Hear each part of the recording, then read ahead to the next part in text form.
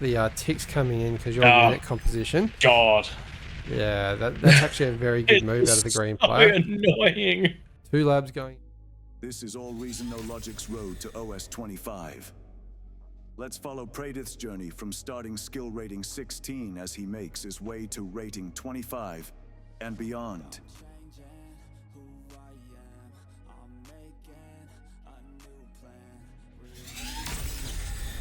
G'day fellas, welcome back. It's episode 6 of Beyond All Reason, the road to OS25. It's all glitters again, surprise surprise. Most of these games are either on glitters or supreme, as that's where the lobbies are at. Pradith's journey CC's OS at 19.32. Can we break that OS 20 threshold this game? A win will surely put him there. The theme of today's episode is aggression or greed. Let's see who does what and find out how Prey can improve on his game, if at all. Let's dive in.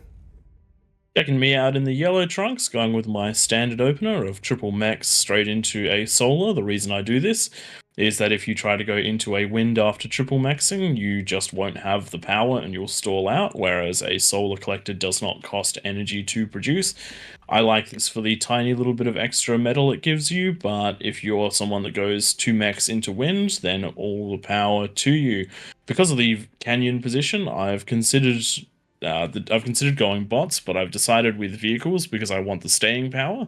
After some of my previous games getting harassed by some of the larger tanks, Wolverines, in particular with their long-range artillery, I've decided that I want to be a little bit more of a frontline hold than slowly losing with bots.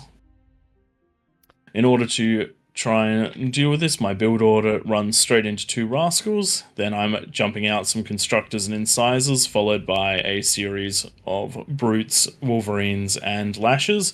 I've actually put them in the queue in a bit of a circle, so it will go 1, 1, and 1 until it finishes that. We're going to see exactly what I can get done with these 2 rovers. Always a good idea, and they don't cost much time or much money to get in. They don't actually leave much in the way of wreckage, so you're not, even if you lose them doing nothing, you're not going to overly give an advantage to your players.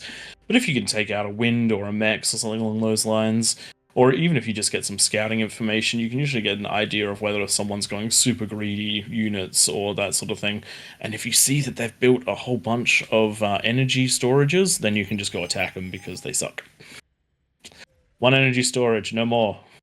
Oh, going straight past a builder there.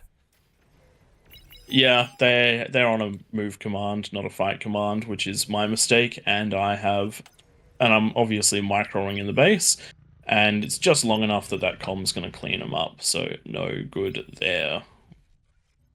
You probably saw But, back a moment ago, people, for those newer to the game, Prey had set up all his wins, but the energy was quite high, so he was holding down spacebar and then right-clicking onto whatever unit was in the lab just to assist that getting out faster. It is always important to make sure that you're spending that metal when the energy is high. Setting the comm forward, just building the mexes that are directly in the path of getting to that front line. I'm aiming particularly at the 3.2, because that one's going to give me the most bang for my buck. And then I'll follow up with a constructor to go through and pick up all of the rest. Could be a little bit more efficient with it, but getting to the front of the canyons is really important. If you lose the entrance to the canyon, you're in big trouble. Yeah, and it's also really good if you can get so far into the canyon that you deny this 3.2 mex on the screen there that I've circled for the opposition. If you can get that one, or not even get it, just deny it, you're really reducing how much metal people are getting through. I'm hearing some bombing. Yeah. Yep, looks like Roosters is joining me in this one again, and Roosters has gone for an early bomber, no anti-air out, and we'll see exactly how much gets done. If you can cripple the air player early, then you're in for a good time as the air player. And he sent 2 Valiants in to take out anything that gets built out of the lab there. That's So rough. just That's super rough. picking things off. It's a nice little play, so I'm guessing that was straight into Bomber and Valiants rather than a Constructor. So even though Roosters won't be producing much in the background, quick look there. Yeah, just focusing on getting those units out. And looks like got a builder off of the red player, the Eco player. That's absolutely disgusting, is what that is.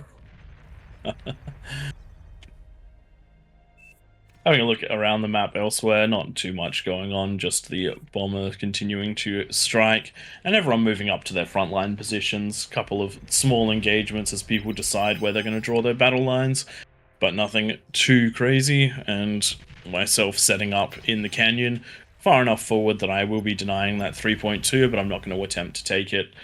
I didn't do enough damage with my rovers that I feel like I'm going to have any significant advantage over my opponent, just trying to get some LLTs up to prevent a comm from pushing in. But with my metal being very low, not so great. And actually, if you have a look around if you have a look at my base, while our air player was over taking on purple, I got hit by a rather large air attack as well. So I have been not quite reset, but pretty close to. All of my wind is gone, some of my mechs. And that's going to put me in a very rough spot against my direct opponent, who is not set back at all. How many bombers came across your base? One or two. I didn't actually see, and I don't remember. I know that I looked back at my base and saw that I'd been annihilated. Might have to go back and check that. Make sure it wasn't a leak. It wasn't a leak. It was a bomber. Yeah. Okay. Bit of a trade, 1-for-1. Yeah. But you're doing Just fine there in a- still, and comparing to your opposing player, pretty similar on the ecos. They do have their mexes all up. You're still going. Maybe. Oh, you got 2 constructors going out there actually. Yeah. Sorry, that's Brown's constructor.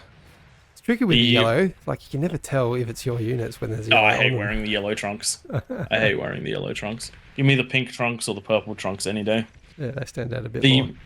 The big issue here is that having to rebuild all those wings means that my longer range tanks are going to be long delayed, so I'm just going to be sitting in this canyon taking an absolute pounding for a while.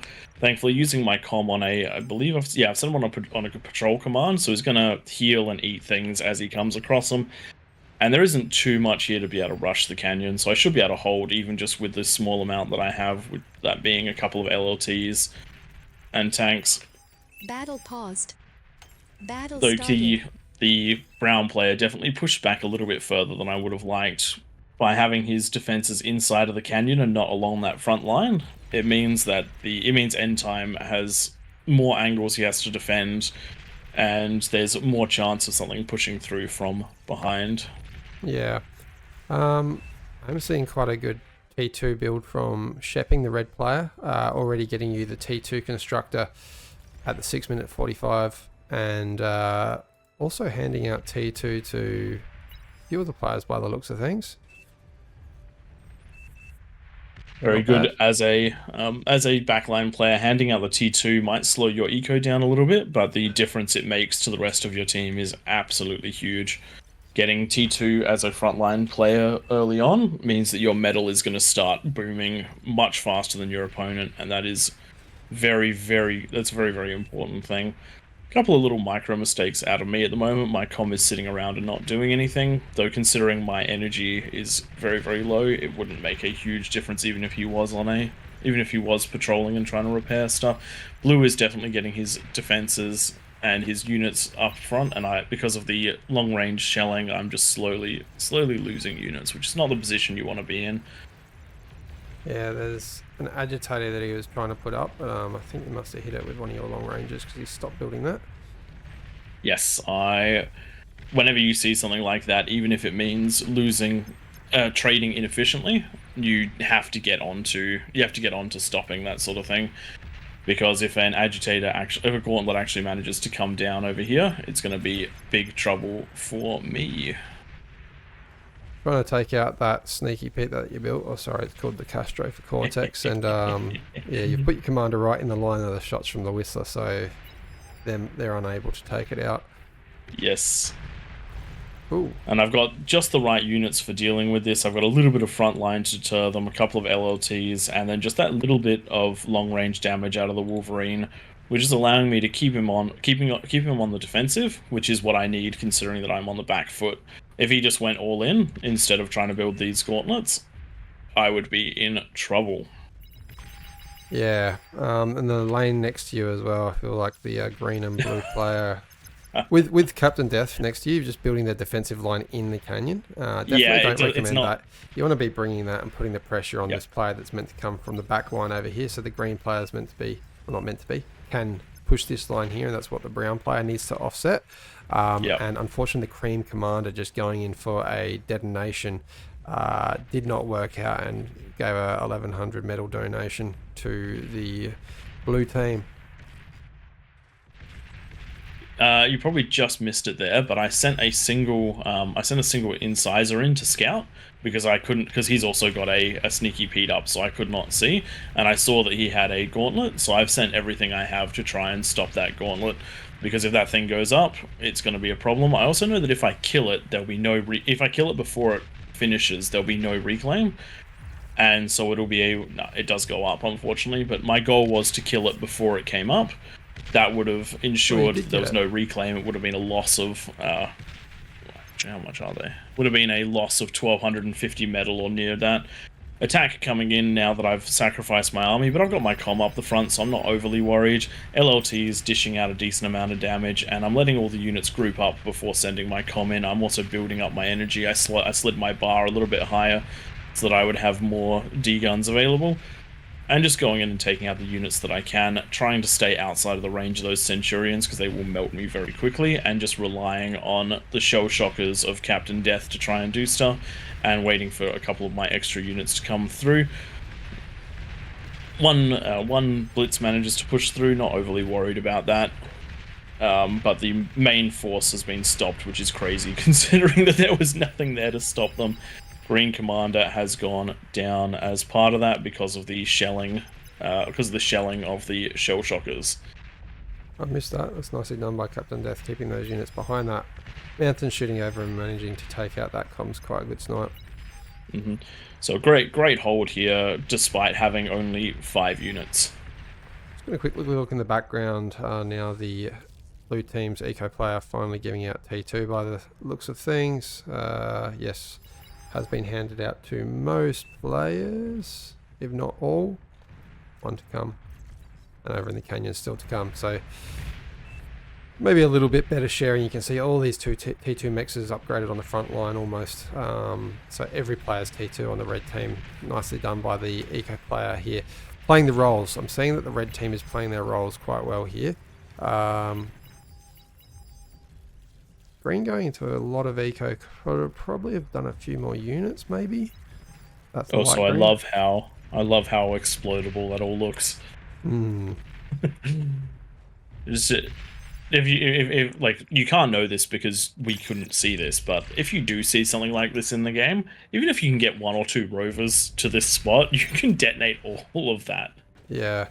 I'm seeing quite a bit of metal in your bank right now. Running the right thing. It's build power. What I possibly would have done is get that construction vehicle next to the Geo to build a couple construction turrets, and the advanced construction bot that just walked past, you've got the eco to put down the advanced geothermal power plant or the hardened. Could have just tapped and kept walking. Just one tiny macro improvement there. Nice little Janus push as well on the front line. That's definitely what I should be doing, but at the moment I'm just trying to keep this front alive because I have this entire game I've been on the back foot on the front line. And so trying to extract the absolute most value out of my units and trying to pick units that I can get the most value out of. I know that the only chance I currently have is to keep them on the back foot with that shelling, and to keep trying to draw them into my LLTs to try and get damage done to them, and try and use my comm for some D-guns where I can. But I do keep missing a lot of the engagements, which is unfortunate, and thankfully some backup has arrived in the form of a few hounds. I do have some T2 units that have been donated to me, and these are going to massively help to hold the line. Could be using them on the Gauss mode, but the heavy plasma, even though it's not always hitting, every time it does, and because of how condensed the canyon is, the extra damage is just doing wonders. Great air assist as well with those shurikens coming in and getting some stuns off, and really shutting down a lot of that longer range firepower that was coming in and hitting me. Yep. One thing I just told like to... very helpfully by Captain Death to eat the metal. I would love to eat the metal. It's almost like that's a core component of the game, but it sort of doesn't work when you're constantly fighting things off. You'd have to get your comm in the front line. I just do not have the frontline units I to do put like this in move front from of the my green comm. player. The ticks coming in because your Oh, unit composition. God. Yeah, that's actually a very good move out of the It's green so player. annoying. 2 labs going into ticks, and really the best thing that you could build to deal with these is probably LLTs and incisors. You do have the Yes. twin guard, which is taking these out. And what's coming from your background? You got T2 up. You're going into Quakers, which are not going to be the right unit for that, but they will do damage like I thought crazy. the T1 would stop. I thought the spam would stop when he didn't come through. I was Yeah. like, oh yeah, the spam's gonna go elsewhere. Lots of metal in the bank, so we want to probably I'll just touch on something for viewers that I'm trying to learn in the game myself. A little bit more experienced player that's been playing the game for a while, but I've been stuck on the legacy keys, and I've had a lot of people at AllReasonNoLogic telling me you've got to get amongst the grid keys. And I'm just going to stop while we watch this engagement. There is a commander that could get sacked, taking out the gauntlet. A good push. Yeah, the gauntlet needed to go down. While this push is happening, whatever the advice is for the metal spend, my issue is not actually spending the metal, it's energy. Yeah, that's what I was saying. I'd probably I've been stop so building far the behind energy this entire game, even though I've been building it constantly, just because I lost the first few minutes. I'm just not scaling with my metal. And Yeah. yep, you're 100% right. I should have sent the T2 constructor to build the geothermal. Do you want to know what's really funny? What's that? I don't think I knew I had a T2 builder. So the red player's done the right thing and put it all on a repeat command, like assign just an area command for that T2 builder, which is exactly what you should be doing when you're giving out T2. But at the same time, yeah, you might not know that you got it. Now you can see these Quakers, they're probably sitting a little bit too far back here, and with the tips coming through, you can actually see you're doing more damage to your own units. You've just reacted to that now, and you're bringing them forward, bringing everything in a line, so they're going to deal with this a lot better. And I don't see the blue or green player pushing past you now. You're definitely in command. Let's look at their ecos. A little bit of greed out of the green player, and T2 transition for the player in front as well. Eco player, yeah, covering themselves off. Anti-nuke and all that's coming up. But a very early APHIS coming out of Shepping, nicely done. So Eco player doing that, what they need to do for your team. Giving out the T2, ecoing for a bit, and then hopefully we see some maybe T3 after 1 or 2 APHISes. That's how you can push on the game. Now, going back to what I was saying, sorry people. With the grid keys or a couple of other key settings, and you can also do custom and go and edit the files. I think with grid keys you can hold down control and hit F1, 2, 3, 4, 5, etc. while your screen's in a certain position at the start of a game, and then the shortcut to return to those positions is without the control just hitting F1, 2, 3, 4, 5. So while you're microing on the front line, you can have already preset a position back at your base for your eco just to hit F1, and you don't have to scroll in and scroll out, which I'm in a terrible habit of doing. So I'm just trying to do shortcuts to have preset positions on my front line if I'm in a lanes game, and then over my eco, and then over my production facility. So I've got 3 set positions that I'm doing shortcuts to jump around the screen, and it does save me a lot of time. So having a look at this slow advance over here at the front. Quakers, again, they weren't the best unit. I was expecting to have to be holding the canyon a bit more, which is why I went with them. They actually are shorter range than things like the Sheldons, so trying to fight into a lot of this is going to be a problem for me, particularly because of the vision that's being given by these ticks. Far out they hit a punch, so they just took out 3 of those outs in one volley. I probably wouldn't have actually spun around like you just did then. The Sheldons coming in. With the grunts there and with the Sheldons behind, they were going to have vision constantly, and so no matter what I did, I was going to lose a lot of this army. And so getting it back into a position where I could reclaim the metal was what I deemed to be the most important decision. I was also attempting to draw a lot of the units back into trying to get them to fight towards or move towards me to keep in range, so then I could turn around and get shots off of them instead of them just pinging out of range. But the biggest part of it was just the reclaim. I wanted to have the reclaim close to me, not close to them. Bruce is definitely doing some damage to a lot of wind. A little bit of miss micro with the strategic bombers. They only got off one volley, the two of them. The first one not being microed correctly, but definitely taking out the air. You can see that the Taco Rice, the purple air player, has gone into 2 fusion, now reacting to the bombing run and building some anti-air. The Mercury, probably a little bit of an overinvestment in your backline. You shouldn't be defending from yourself. You as the air player should be defending via the use of fighters, not static defense. And Roosters slowly expanding that eco, but I think focusing a little bit more onto units rather than eco. What you One of the things that's been great about having the air actually on the offensive has been scouting information and just general knowledge. If you look at the player view, no, we don't know everything.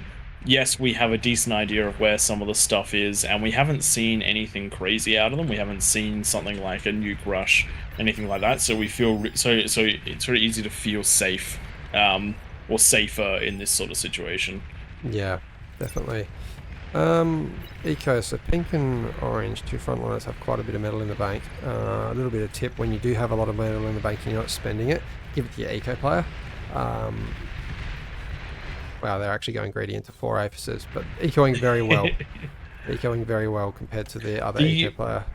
The front line currently is not at a huge amount of threat, so I do actually understand going a slight bit heavier eco. I would like to see units to help us push through, but I would actually say that that with the exception of my lane, our front is winning. Yeah. That will change slightly with the opposite canyon, with a huge amount of spiders coming in, but there's so much defenses in the background, particularly that rattlesnake, going to do a lot of damage to them, and as well as the other gauntlets that are there. So even though they're going to take out the rattlesnake, they're going to take a lot of damage doing it. Yeah. And trying to push through. The right response is already here. There's a bunch of Jaguars and just a lot of units. Even though this is a lot of brutes to punch through, there is just so much defense here. Pink's reacting and helping. Everyone's doing their part to hold the front line.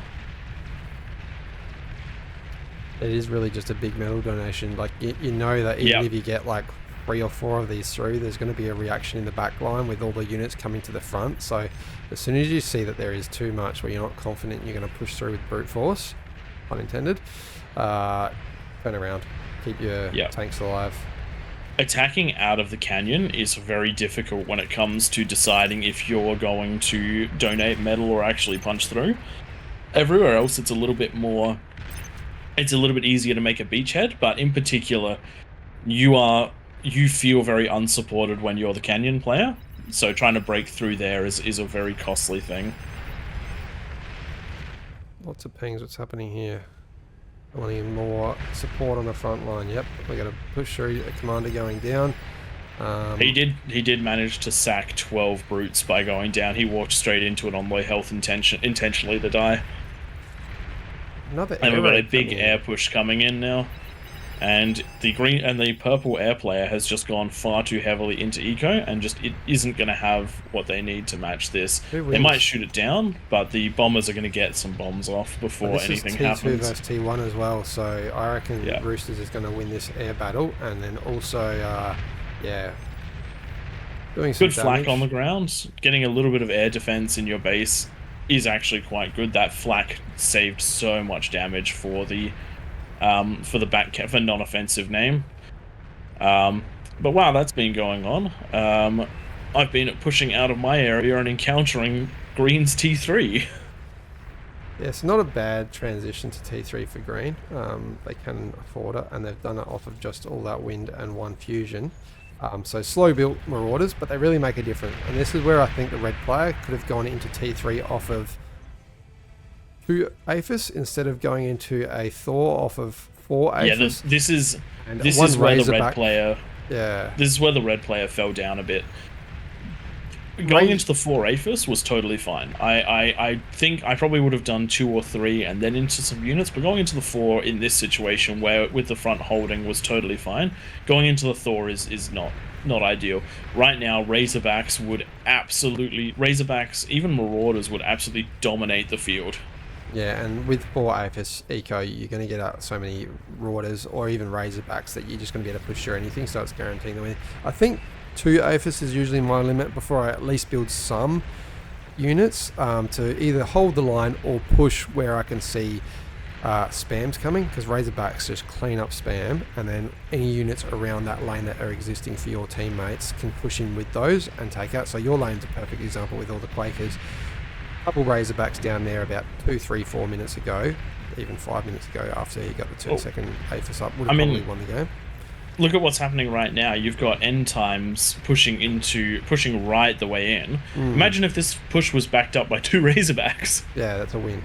It would have won the game, because the only thing that's sort of stopped this is because of small units fighting, some air, and just generally 2 Razorbacks would have absolutely dominated this, because even without them, he's pushed through the entire offensive front of the light green player, and then basically destroyed the blue's front base. Like, slow reaction out of the Marauders, which could have cleaned this up, but if the Razorbacks had been there, this would have been an absolutely devastating push. Their player's eco now is looking at that point where it could do quite a bit of damage. I wouldn't be surprised if the purple air gets ahead of Roosters, who's on 3 fusions. But I do prefer Roosters' tactic of just continuously aggressing and trying to do damage to the ground, because the ground is where it's going to get won on this game of Glitters by the looks of things. One of the things that I just looking at my economy right now, just something which I do, which I don't know if it's a good thing or a bad thing. If I have a spare T2 builder, I shove him off outside of the build power and just get him to start building fusions and fusion converter, because it's not much of a metal sink, and it just keeps scaling that economy as you're running, and you don't have to think about it too much, particularly if you're trying to have units on the front line and that's your focus. If you're someone that is very, very good at the game, and you can weigh in on that, I'd actually love to hear your thoughts on whether this is worth doing or not. Well, you do have the fusion converter going, but you've also I've got the fusion, main one going. You've got the that other all one started going. after I set a spare builder just off to the side doing it. You can. I prefer the keeping it 1 eco center. I mean, you can have 2 eco centers, but I'd only do 1 at a time, because that is.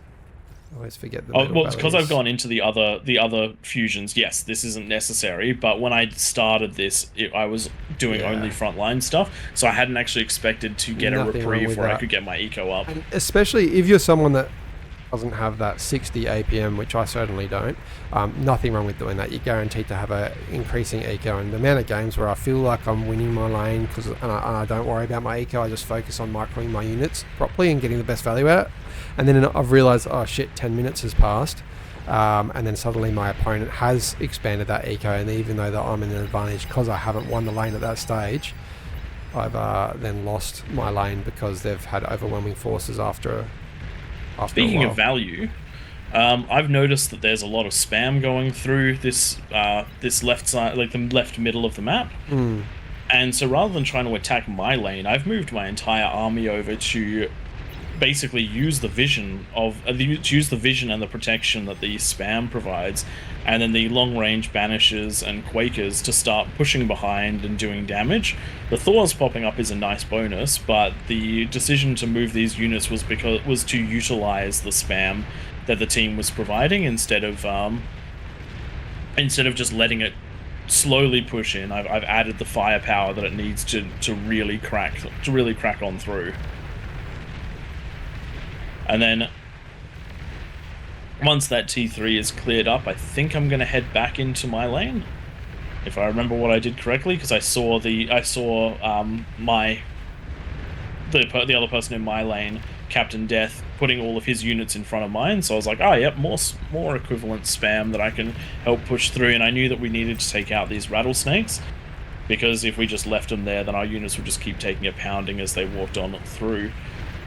But yeah, one of the big things that I got from this game was not always attacking your lane. Attack where it makes the most sense to attack, and particularly if you can leave your lane safely, like I knew I could. Get your damage where it matters. This Thor is doing work in the back line, taking out a commander. A commander wasn't hidden for the lime green player, and as a result it's gone down quite quickly. Is this Thor getting microed though? Yes, they're going for the build power. And then we've got another commander there that could be taking them out. A little bit of inexperience. Oh wow. He's not degunning. Okay. What is happening? Okay. And then the other one's definitely in range for Taco Rice. Could have got him, but 2 commanders down. Wow, that was some terrible micro, I have to say. I'm sorry, guys, if you're watching, but you need to use the D gun when it's in range.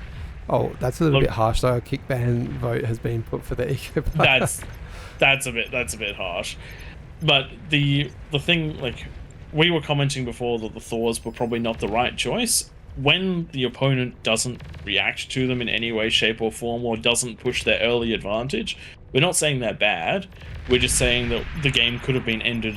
We think the game could have been ended earlier if different units had been picked. The Thor is in the backline, being an absolute hero, but it's not the only way this could have been done. Yeah, well, you want to win games of bar as fast as you can win games of bar. That's the way to win. It's like win when you can. And this game probably could have been won by the red team about 10 minutes earlier, I would suggest, just by getting some T3 out that little bit faster. The red player definitely ahead on eco than anyone else in the game. I think the purple team, too many players went into fusions and aphises, and as a result, yeah, not enough not enough units in the map. And I don't know if anyone's watching the top right hand screen. For a long time the blue team had a little bit, maybe 10% more eco than the red team, but the red team constantly were attacking, so a lot of the metal that the air was a good example. A lot of the metal that was getting spent by the blue team, there were so many T2 anti-air defenses, what are they called, the Mercuries, and they're 1500 metal a pop, like all that metal getting put into them all over the map. And you saw when Roosters attacked about 5 minutes ago, all the air got taken out by these Mercuries, but with no offensive air units to then counter, yeah, the game was won by incorrectly spent metal, in my opinion. Battle ended. Actually, I really enjoyed playing this one, because even though it was hard being on the back foot, managing to hold the canyon meant that I did my part regardless of what else happened. And then using the tools that were available to me from the rest of the team, getting that help from the back line, which allowed me to stabilize in the form of that T2 builder. This was a good and impactful game, and I actually was happy with my performance. Your damage dealt's very good. Looking at that graph, like, you're definitely the highest at around the 15-minute mark, ahead of everyone else in the game, and that's because you had 2 players attacking you, and at one point 3 players attacking you at once, and you kept that canyon locked down. So very well played by yourself. Orange also doing quite well at damage output, but then let's have a look at the damage received. Blue team taking, or the green team over in the canyon on the other side, taking a lot of damage. Nicely done to them for not falling as well. The opposite to what you were doing. For the green, the blue team, green player holding out that canyon. Canyon's definitely the place that falls the fastest in most of these glitters games. And just looking at the boss eco from red. Just looking at looking at the metal production. The thing, red absolutely dominated on that, but that's not the bit that I want to concentrate on. It's the fact that their eco player, the blue player, was only fractionally above me. Their blue player and fractionally above orange, and like everyone was right in this quite condensed curve. And well, their eco player, sorry to jump in, their eco player wasn't the blue player. The blue player was a frontliner. Oh dear. Their best eco player was a frontline player, and their actual eco player, what was the color? I've forgotten. It was like maybe that lavender color. You can see it's there and it falls off. They're at the top of the dense pack, but they're not doing great. So that eco player not doing their role. I saw every support structure being built under the sun, like the counter intrusion, the anti-nuke, which you do need, but then pinpointers were being built before the second fusion was up. You don't need the pinpointers. Don't build your pinpointers till you have an aphis. Yeah, like Pinpointers, you need them when you got your starlights, your snipers, something that needs to hit spot on. And it's more of a, once you get ecos under control. So it's probably learning to do for that eco player. Also, like your pinpointers are also a composition thing. If your team is trying to win with things that need pinpointers and they're not going up against too much spam, yes, they can be very useful. But if a lot of what you're fighting is spam, which in this game spam is one of the things that won us the round, your pinpoint is not actually going to help you very much. Yeah, spot on. Guys, if you enjoyed that one, hit the like and subscribe down below. We thank everyone for the support, especially recently with the channel jumping up in popularity a little bit. Still a small channel, but we do it just for the fun of the community, to advertise the game to those who haven't played it. It's just such a great game, and the developers, what they do for a game that is free. Good stuff. Brilliant. Thanks everyone for watching, and yeah, if you enjoyed it, join us on the Discord, like, subscribe, all that good stuff, and we'll catch you in the next one.